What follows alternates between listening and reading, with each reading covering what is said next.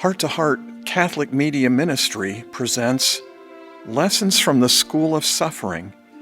A young priest with cancer teaches us how to live. Written by Father Jim Willig with Tammy Bundy. Father Jim Willig courageously began to record this audiobook, but when the demands of cancer overwhelmed his strength, he asked his friend, Brian Patrick, to complete the reading. Brian touches our hearts as he finishes chapter 1 and continues reading this extraordinary journey of prayer.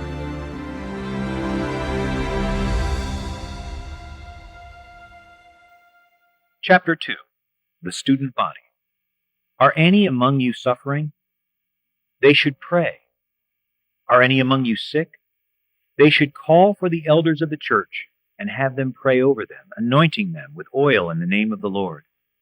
The prayer of faith will save the sick, and the Lord will raise them up. James 5, verses 13 through 15. Exactly 1 week after the first family meeting, I called yet another family meeting. This time, I needed the support of family and friends even more because I had returned to the doctor for further CAT scans and learned that my cancer had already metastasized and spread to my right lung. I was extremely disappointed, more correctly devastated, to hear this. If the cancer had been contained to the kidney, I could have undergone a simple procedure to remove the kidney and been healed from cancer. Now, however, I was faced with having to undergo difficult treatment after surgery. Worst of all, I had already read that renal cell cancer is rarely curable once it has metastasized. As I shared this awful news with my family, they once again expressed their total support for me, and they encircled me in love and prayer. We had never before felt so close as a family. We were one in heart and mind and spirit. Then we all agreed, no more family meetings for a while. For the night before my surgery, some kind friends in the parish and my family planned a Mass to ask for God's help and healing. A large number of people wanted to attend, so we had to hold the service in the church parking lot. Over 2,000 people prayed for me there that night. My best friend, Father Michael Sparrow, a Jesuit, came from Chicago to preach at this Mass. He proclaimed the well-known passage from John's Gospel, chapter 21, where Jesus asks Peter, "Do you love me?" In this passage, Peter answers, "Yes, Lord, you know I love you." And Jesus answers, "Feed my lambs." Again, a second time, and also a third, Jesus asked Peter, "Do you love me?" Peter keeps saying yes, and each time Jesus reminds him to feed my lambs, feed my sheep. Along with Peter, I silently said, "Yes, Lord, you know I love you." But the gospel continues, and Jesus tells the most strikingly foretelling message to Peter that absolutely hit home to me. He said, "I tell you, when you were younger, you used to fasten your own belt and go wherever you wished. But when you grow old, you will stretch out your hands, and someone else will fasten a belt around you and take you to where you do not wish to go." What he said indicated the kind of death by which Peter was to give glory to God.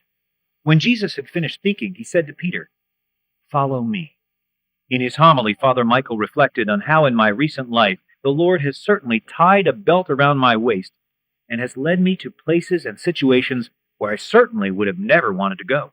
In fact, even being led to Saints Peter and Paul Parish is certainly a work of providence that I had not planned. But as always, the Lord knew what was best for me when he led me to this beautiful and humble parish where people would so much gather around me, pray for me, support me, and love me throughout this whole ordeal of my struggle and battle with cancer.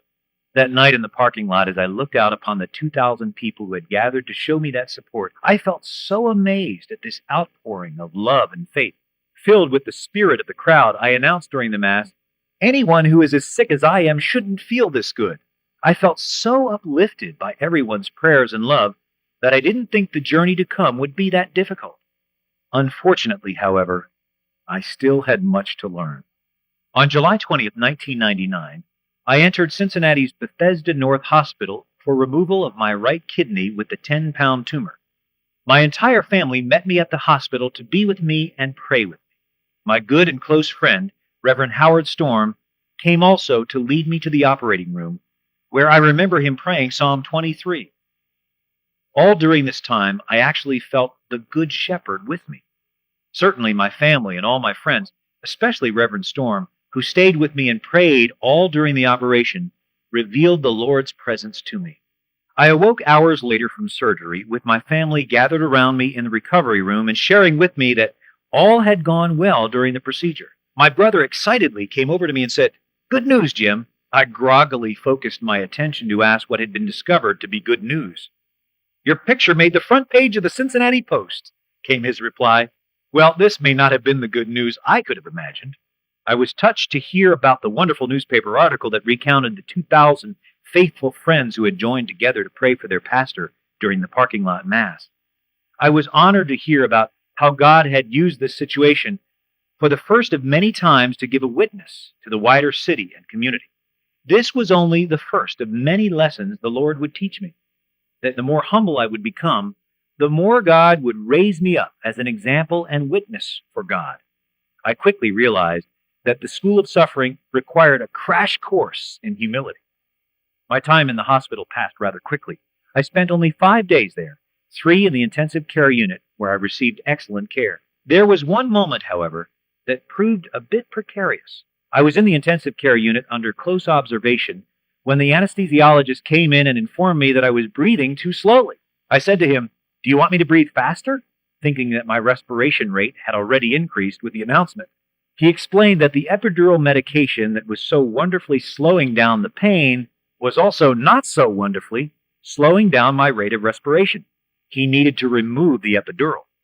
The doctor asked me how I typically dealt with pain. I answered that I was never particularly fond of it. As a matter of fact, during my infrequent pre-cancer doctor visits, whenever a doctor asked if I was allergic to anything, I sometimes answered, "Yes, I'm allergic to pain." Now I was about to get a major dose of what we all hope to avoid. I doubt that I am much different from most people in our society who are faced with pain. I had never had to deal with much pain because our society does everything possible to mask or minimize or eliminate it. We witness every day the massive efforts by a multi-million-dollar industry to kill pain.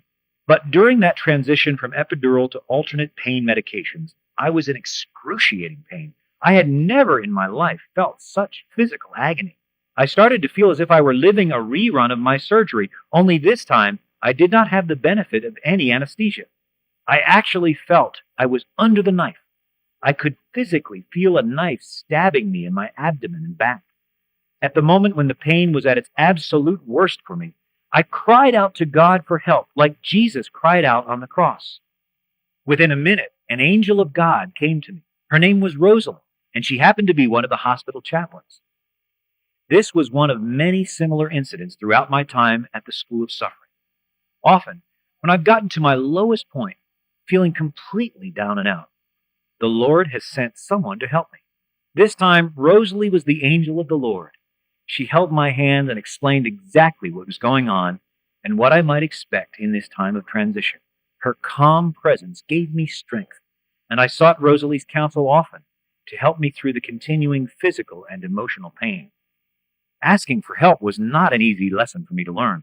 It was humbling for this minister to let someone else minister to him. I'm not alone in this mindset. So many hurting people in the world never call for help. Where do they turn instead? Some turn to drugs for relief. Others turn to alcohol to mask their pain. In each of these ways, we deal with the symptoms of what we are feeling and not the causes. Once I became willing to let others help me, I became so aware of God's presence. The presence of my support system during my hospitalization constantly reminded me of how blessed I was. While in the ICU, at least one person was always with me, praying for me. It was so touching and such a profound teaching. It reminded me to always ask for help and prayers. The lessons from the School of Suffering are humbling. The humble truth is, we all need a lot of help in life with our problems and struggles. We must first recognize that we need help, and then we must ask for it. This is real humility, to ask for help and to be open to receive it. If only we ask for help, God will provide it. God's response to our prayers will come through family, friends, and professional people. Perhaps an ancient proverb says it best. When the student is ready, the teacher appears. Lessons. Humility is a prerequisite for learning and growing. Humility helps us recognize that we all need help in life to deal with problems and difficult situations. Humility allows us to receive and work with the help that God provides through our family, friends, and professional people. We need to address not merely the symptoms of our problem, but more important, the root of our problem. God's angels, helpers, messengers surround us. We want to be open to them.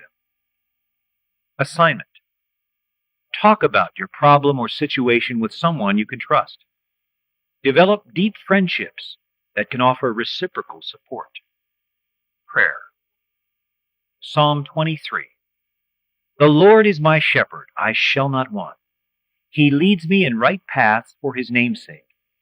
Even though I walk through the darkest valley, I fear no evil, for you are with me. Your rod and your staff, they comfort me.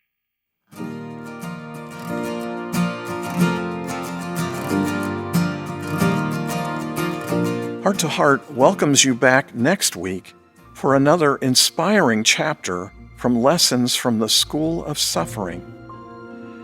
If you are interested in purchasing a copy of the full recording of this audiobook, either on CDs or through digital download, or a print copy of the book, or other resources available through Heart to Heart Catholic Media Ministry, please visit our website, www.htoh.us.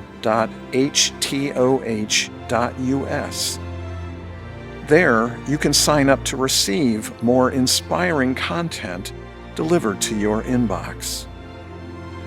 Or call us toll-free at 1-877-208-4875 with any prayer requests you have or other help you may need. And please, as always, keep us in your prayers as well. Donations of any size are also greatly appreciated to help support this ministry. This audio recording is copyrighted 2023 by Heart to Heart Catholic Media Ministry. Thank you for listening, and may God bless your heart and the hearts of all of your loved ones.